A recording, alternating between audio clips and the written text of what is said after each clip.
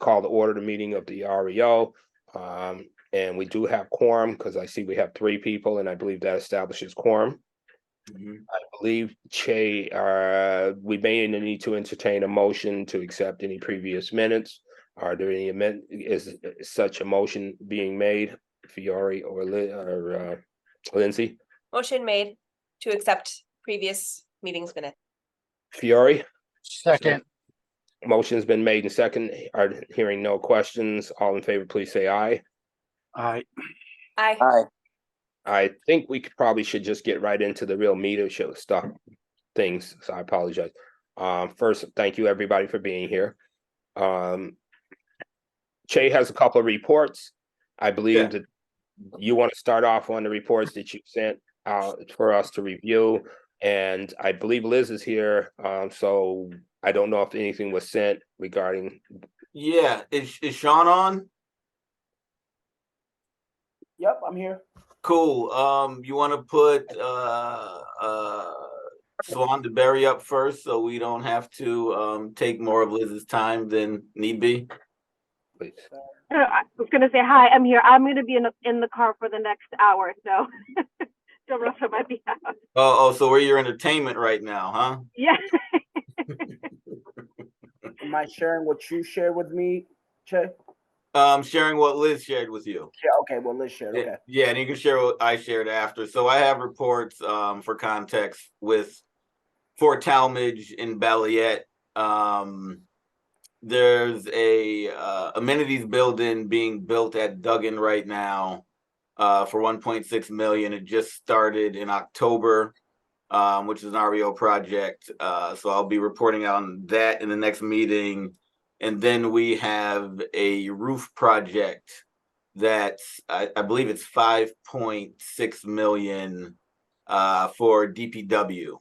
And that hasn't started as of yet either. So the amenities building just got underway. The foundation is in October, and the DPW roof project will start in the coming months. Outside of that, we have Swan DeBerry and Liz on with us, and then I will report out on Talmadge in Balliet. Who is the general contractor for the roof job, real quick? Do you know that offhand? Let Bill, if me. you don't. I don't have it offhand. I can send it to you though. Yeah, It's no big deal. I think it's Greenwood Industries. I think it's Greenwood Industries. Okay. They're out of Worcester, I believe. Worcester. Yep. Yes. okay, let's get let's started and do the Berry first. It was up on the page, we just went off. Sean, you want to put that back up again? Put it on mute. Okay, there we go. Okay. All right. Awesome. Can you hear me okay? Put the bottom. Can you put the bottom page on, Sean? Scroll down. Yep. There you go. There goes the numbers. Yeah. All right. Perfect. So yeah. Thank you, So good afternoon, everybody. So for September, we stayed pretty consistent to where we were in August, which is 32% for folks of color, 5.6% for women, 5.2% for veterans, and 19% for residents. And we right now Remedy Green is in the process of finishing up the demo, so we should be seeing some more updated numbers for from those, and of course for the month of October. So hoping to have a little bit more participation, especially on the Springfield residents the side of it. But again, we've stayed pretty consistent actually over the last couple of months. Certainly we have been pushing folks through outreach and having several meetings. Certainly would love to be performing having higher percentages for the residents, but we have been certainly staying on top of folks as much and as often as we can. So I'll just stop there, see if anyone has any questions.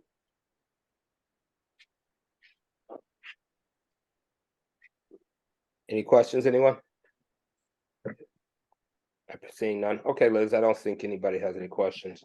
I just wanted to ask, so what is actually left there, Liz? Like just odds and ends, about a month's worth of work, 1,000, 2,000 hours or something, just a small little amount of detail work. Is that what's left? Yep. So we have that. Yep. Some landscaping. There is that the storage shed too that's being completed. So through really November and December, we're going to still have a couple of folks doing a few things here and there.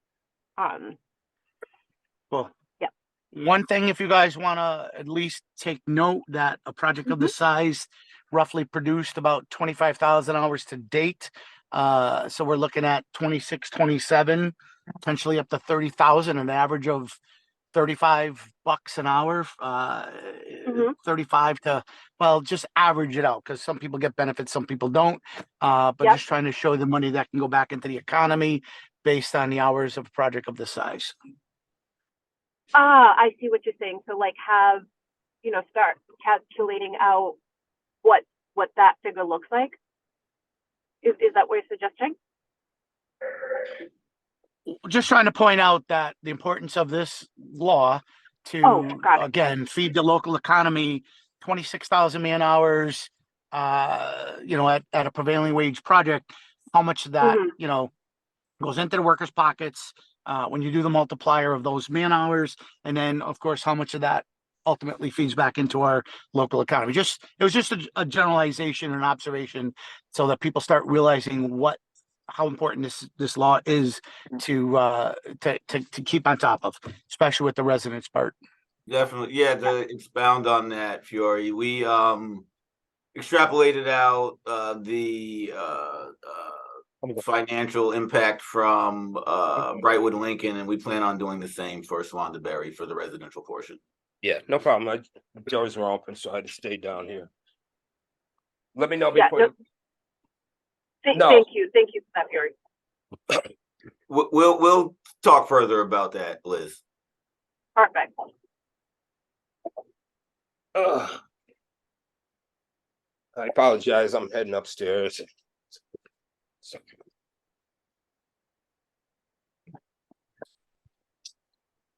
You guys want to move on to the next project, or any more questions for Liz or myself?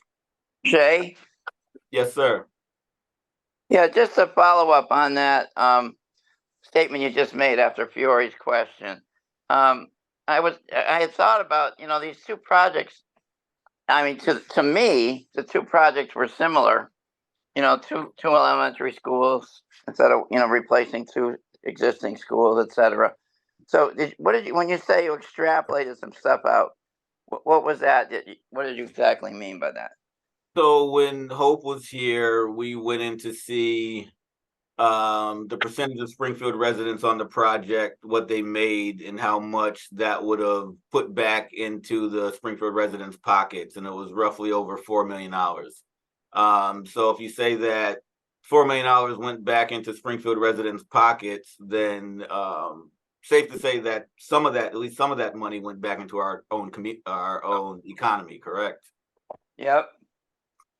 So, do we do that for other projects, or was that because something unique about these? That was something we just did on the large scale project. We haven't done it on the smaller scale projects. No, we have not. Well, I mean, I think just an interesting point of view that Fiore brought up. And I'm glad you had done something on it. It just seems like there's a sweet spot there of being able to figure it out, and then doing some publicity on it of some sort. I'm not sure what. And yeah, we can definitely tee you guys up, but this is your baby, so the publicity and the trumpeting would actually come from the council. But we could definitely correct me if I'm wrong, but Councilor Edwards, didn't you include that in your presentation on one of the REO projects to City Council? Yes. About the salary dollars that stayed within Springfield with Springfield residents? Yes, I have, but we're talking about my colleagues. And not all of them, but you got some people on there that they don't know what, they barely can spell REO and certainly don't know what the hell it means or what it does. So no, but I think to Councilor Allen's point, I think it's something, a great, we like to talk about the percentages and whether the project was successful or not, but regardless, I think that's a great data point to bring up because, it's very tangible. You can understand exactly what that means in dollars and cents, and to the city. So I think it's a great point to trumpet. Well, I think may I suggest that what I probably can do is get some quotes from Tim and from you, Lindsay, and I'll sit down with Che, and we'll put something together and put out a press release about it. That way it goes not only to the council, but maybe the press, the newspaper and Mass Live would run it. And Che, would you be comfortable working with me to do that? And like I said, I can Definitely. I'll reach out to Tim and get. I would think it'd be awesome for the council, especially the committee members here, to recognize that. Definitely. So we can tee that up. Yeah, I mean, the thing is, we can get some quotes and comments, and and recognize the members of the committee that have done this work and stuff. We'll put something together, and then we'll put it out, because I think I've done that before, and I have gone around and I've done speeches about labor and when I'm being criticized, which is typical and common about labor and practices in the city of Springfield.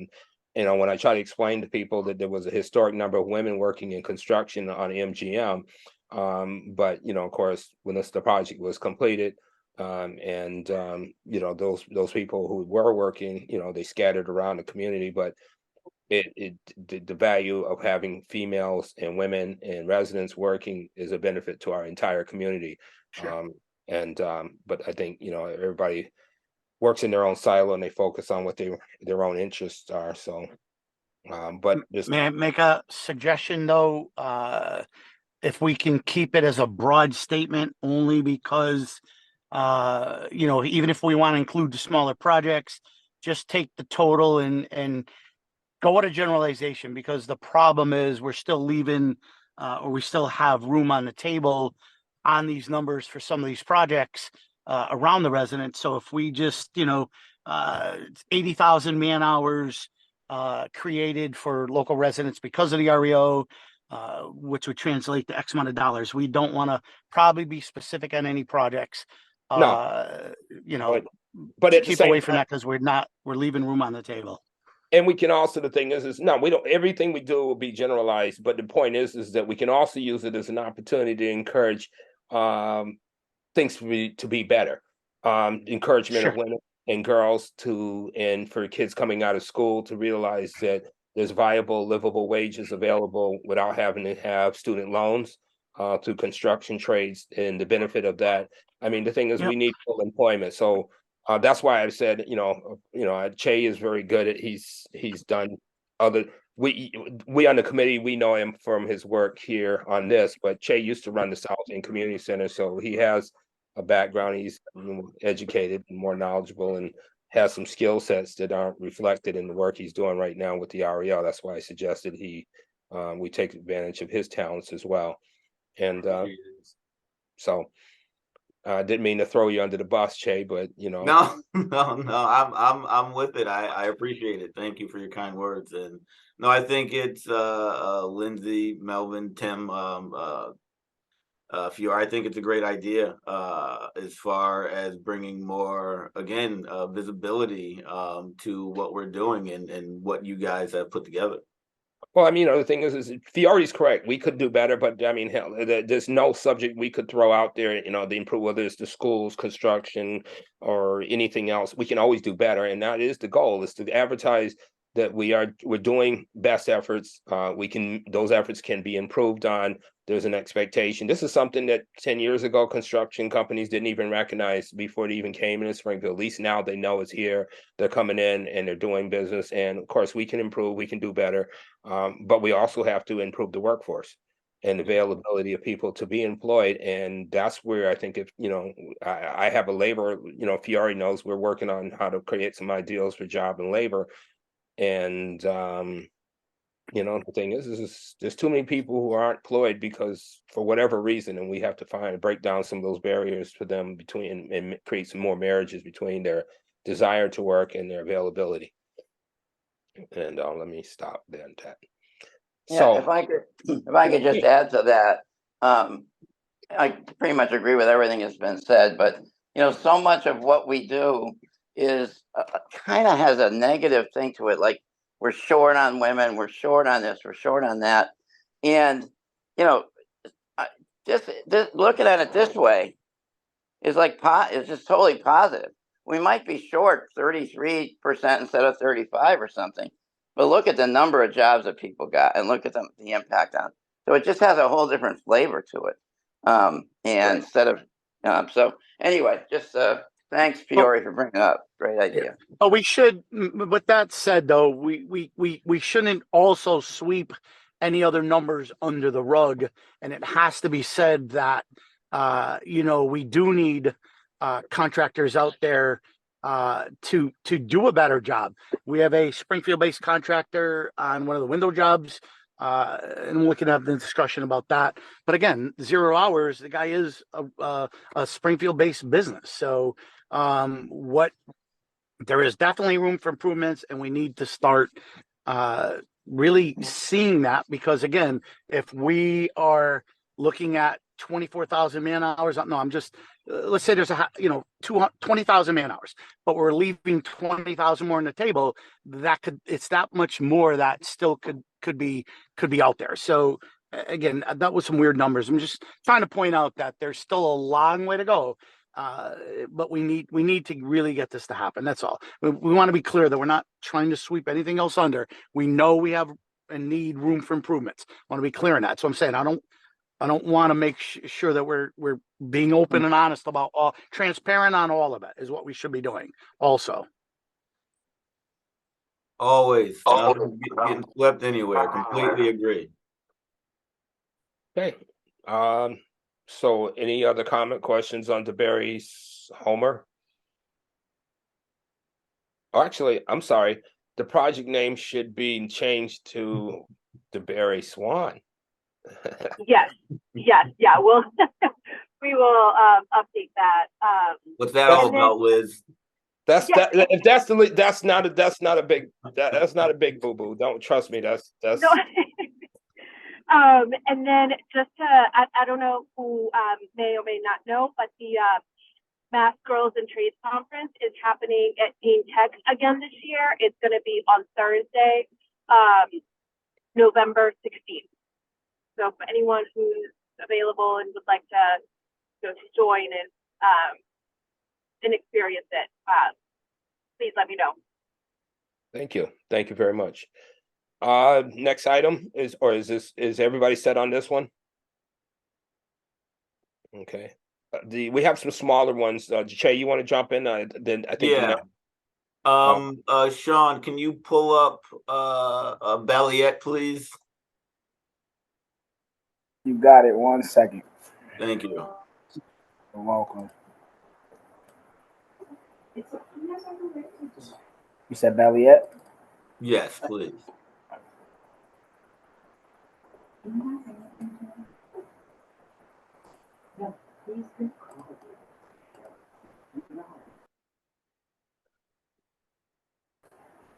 So, okay, just making sure. So I think I got to circle back with them. I think the goal for minority is off. I think that's probably for the contractors on the UMass projects, because I know they do a lot of UMass projects, and I know it's 15.3. So I think that's the MBE goal at UMass. I could be mistaken. Fiore or Charlie, you can correct me if I'm wrong. But we know our percentage for minorities is 20%, and they're at 48.1%, females 10.7, residents 30.98, and veterans we didn't have any reporting. So they're going to look into that too, as far as the veterans, because none really reported as veterans. On the project, it is a smaller project, so those two things obviously can both play a part. They should be getting me one more report. These were Summer Slammers. So they were pretty much nipped up in August and doing punch list in September. So these are pretty much going to be their numbers close to them for August as well. And they're pretty much done for the month of September. So any questions, comments, concerns?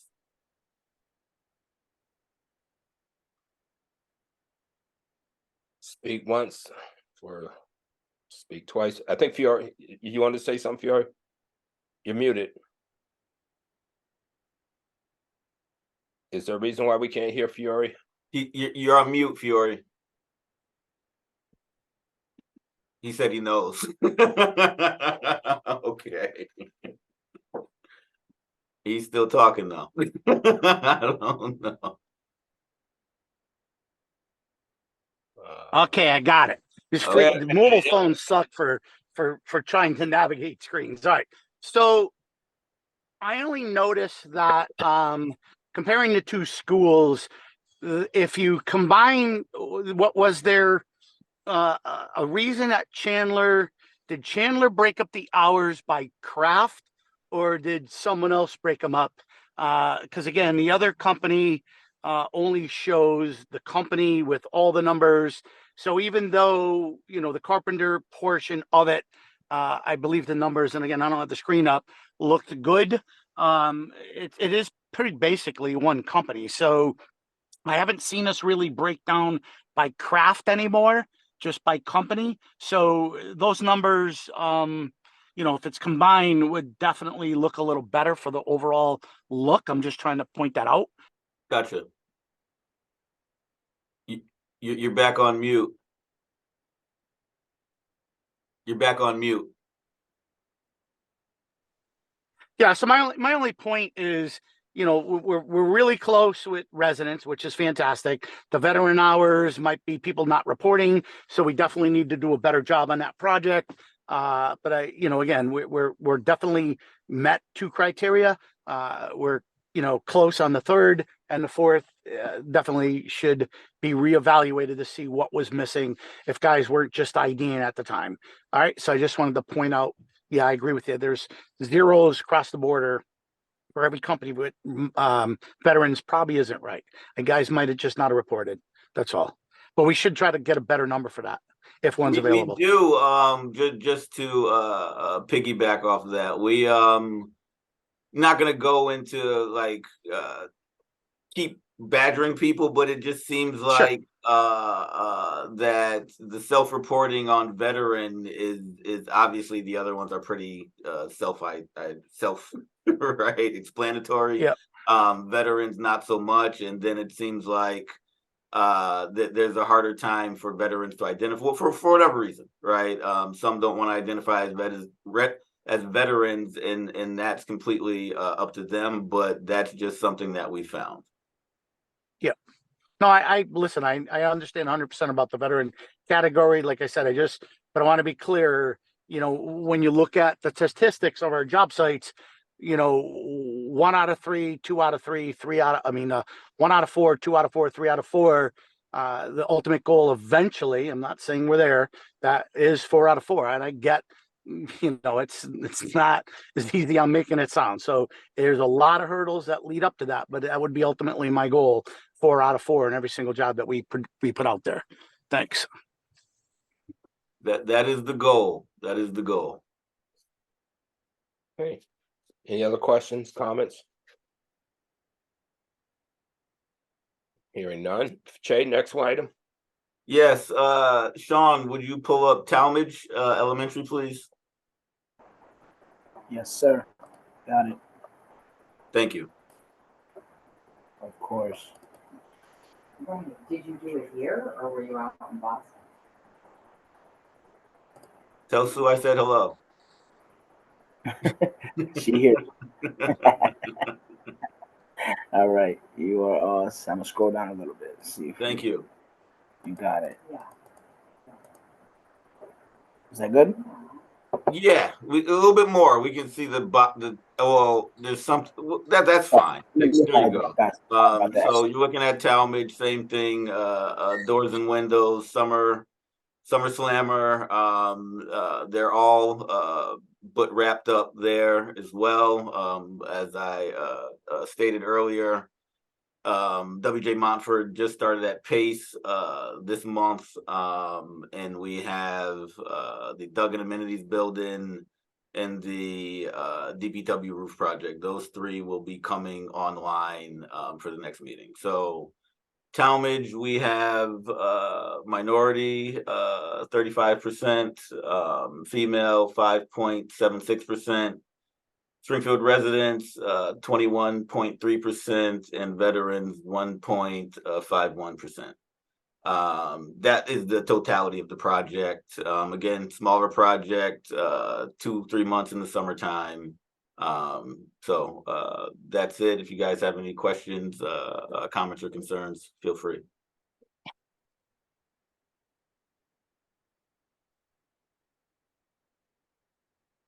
Any comments, questions?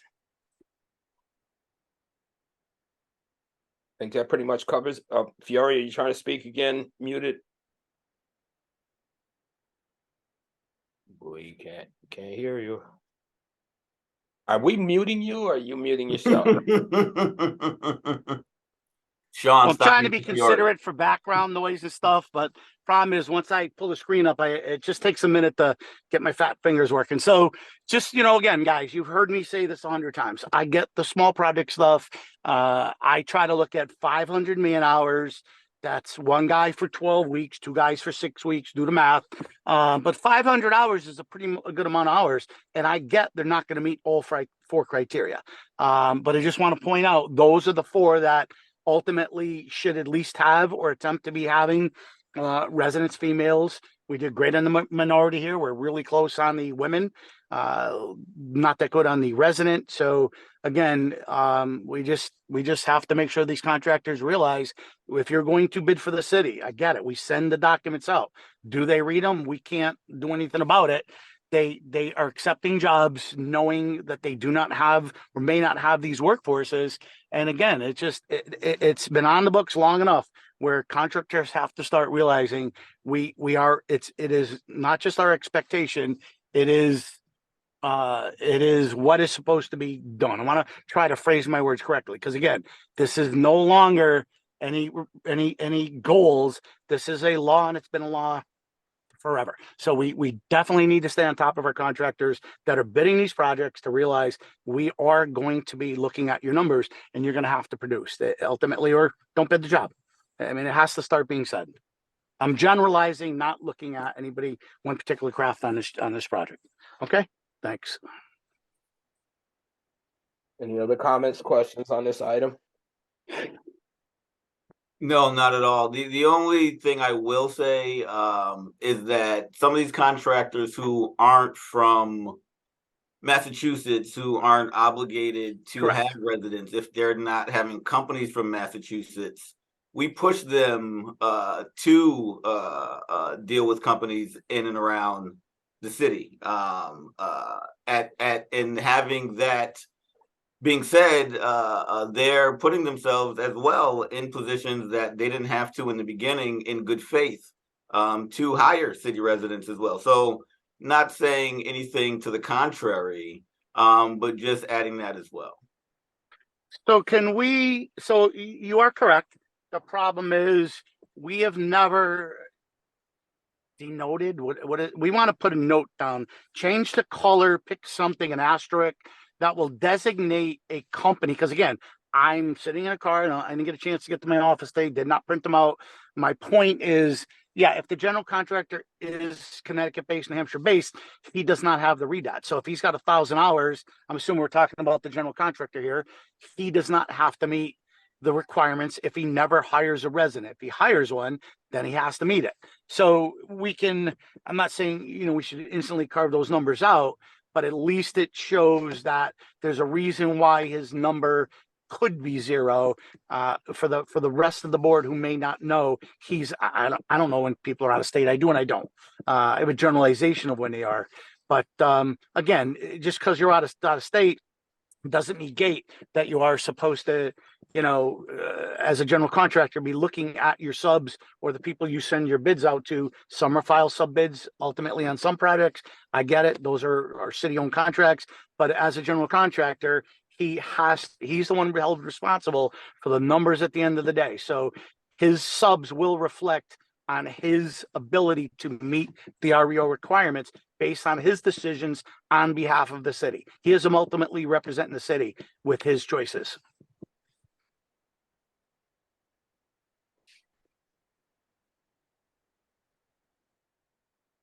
Okay. Any more questions, comments? Shay, are we caught up now? We are all caught up for the moment, Mr. Chairman. So when the other projects start reporting out after their first months, then we will have those to circle back on. Okay. I believe Liz, is anybody who's here? Sean can drop that if he'd like. Charlie, well, first let me start with Lindsay. Lindsay or Tim, do either one of you have any comments or anything you want to add? No, great meeting. Thank you. Tim? Tim is good. Silence. I'm gonna take the silence as either he's muted or he's okay. Fury is muted. Tim is muted. Okay, I'm off. So, quick question. So, again, we've had discussions about closeouts. These, what I believe, are pretty close to finished numbers. Are we under any, I don't want to use the word obligation because I'd have to read what the law says, but I mean, we've had discussions around this. So both of these projects do have under reporting hours in categories. So we certainly can't say, hooray, hooray, you met all 4 categories. What do we do? I guess, are we doing anything? Do we at least try to document this stuff at all? Yeah. So we document and we close out all projects, and all subs and contractors get letters basically saying that where you were, you met the goals or you didn't, and this is what the situation was concerning their participation in the project for the municipality. So these 3 projects, Swandaberry, Talmadge, and Balliet, will all have closeout reports, and all subs and contractors on the project will receive letters from the city with the GCs considering their performance. And yes, they're all documented. But we also want to be careful because ultimately our REO was changed to only, it's up to the general contractor to meet the requirements on that project. So again, that's where getting the right subs is key to get those numbers up there. I get the challenges. I'm not questioning the challenges, but I just want to point out the subs ultimately, we can tell them great job, not a great job. But at the end of the day, it is the general contractor's responsibility to meet the 4 requirements as part of his contract with the city. Correct. And so reiterating, everybody gets evaluated, the general contractor and the subs. Okay, cool. And Thanks. I understand your point. It's overall the aggregate for the GC, and the GC gets evaluated as much as well as the subs. So yes. Yep. Okay, thanks. Okay, Tim, did you have anything you want to add? You're muted if you do. And Tim has no comment, I'm assuming. Charlie Payne, as our guest and as an observer, would you like to add anything? I just would like to add, I see on the smaller projects, it's easier to manage for folks to a certain degree. And like DA Sullivan, I think they went over the top with their numbers. They called me on a regular basis, had Chandler call me, and they made sure Chandler called me. And they're a Northampton-based company, GC, And you could see the differences. Not that WJ Monfort did the worst job in the world, but you could see the difference in how much better hiring a Massachusetts-based company is. And as you guys were talking about putting money back into the workers' pockets, and we got to take into consideration people working in Mass. They buy their gas here. And a lot of people from Montford travel from Connecticut. A lot of their sub base, a lot of their people. And when we're purchasing these jobs, I know we have public bidding laws, but if we can give some equity to Massachusetts-based companies, those are the peoples that, those are the companies that invest in local workers, make them part of their crews. I see some real improvements from some of the Connecticut companies. And I think that's due to your efforts, especially you, Shay. I know that you work hard on pushing them, and there's only so much you could do, but I appreciate the fact that we can't talk enough about this place changing lives. I mean, the REO changing lives of people in Springfield, Western Mass. I appreciate that, Charlie. And what you're saying is spot on as well, as far as the projects are concerned. As far as the level of investment and pushing one project or another, you're right there. Well, thank you. So just a quick point, because Charlie is correct. But even though, Charlie, if you look at Lazat Glass, I'm not calling Lazat out or anything. Lazat is a Springfield-based contractor. And am I correct that he had 0 residency hours? So again, it's that, a contractor is bidding a project. He is from the city, yet he has no hours. So that's something that has to be evaluated, at some point, because it is about, that is the largest category, and our expectation is to see at least something under residency, because ultimately, that's the most talked about thing as the city of Springfield. Our residents, again, I'm not saying the women aren't residents, they're under that same category also, as well as the minority and the veterans. No matter where they're residents, period. They could double qualify or classify, I should say. So just wanted to point that out. It is ultimately, that's why I said it's important for that GC to really look at it and talk to these guys before he decides. With the bottom line isn't always the best number, because this is what you could get, potentially some bad numbers on your project, which ultimately reflect back against the city. It is our project.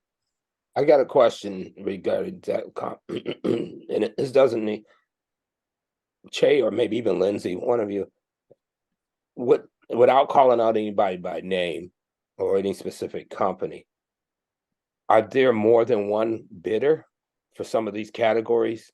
So, I mean, when we talk about the GC being required of picking who he's going to be as a sub, is there, I mean, are people clamoring, do they have 5, 6 choices, 2 or 3 choices? Is it always a situation where they're going with the lowest bidder, or is it a situation where there may not be any other bidder? Quick point though, Melvin. I gotta, because I don't know the answer to this either.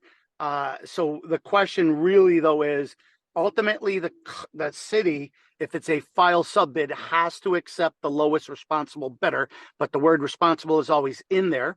And that's why I presented that other case, that we could use that to our advantage. If contractors aren't performing, even as the lowest file sub bidder, we could still have a way to get rid of that number if they're not performing. But I don't know if these were file sub bids. That's what I'm trying to say. So either way, you could have been stuck with him. He was the files bidder, but if it was up to the GC, then you were spot on. How many did he get? We don't know those answers, and I get it. We don't have all the pieces for those projects as a committee. We don't see that. We're not privy to that stuff. Okay. So the latter part of your answer, I know it has to go to rebid if there's only one bidder. Right. I know that. But as far as outside of the filed sub bids, I don't know. I would have to actually circle back with Peter Garvey and get more clarity from their standpoint to actually have an informed answer. All right. I just wanted to. But I'm hearing, I know how difficult it is when I'm getting, Reverend Steve Williams, for example, is building a church and he's looking for 3 bidders, qualified bidders. He's looking for minority contractors to bid on a project. and he's struggling to get 3. And you know, so the thing is, he's not required to do it. He's trying to do the right thing, but he's struggling because he can't get them. They don't exist, or the ones that do exist are working and busy, so they're not interested in bidding. And because Or there they are want too much money. or they want to. Well, that's the other thing that I've had. I've actually helped somebody Okay. get an opportunity to make a bid, and their bid was so high. It was actually, they were only supposed to be a sub, but their bid was close to what the whole project was going to cost. And Yeah, that's not good. yeah, Hey, well, I was so- embarrassed. So let me ask you guys this, because again, we really do need some more information sometimes. So here's another question. So if we can designate who is an out-of-state contractor. So again, because one of our key categories, the residency, is not affected if they never hire Massachusetts residents. So that does affect the overall number. It affects the number no matter what. And then second is the file subbids are direct contracts with the city.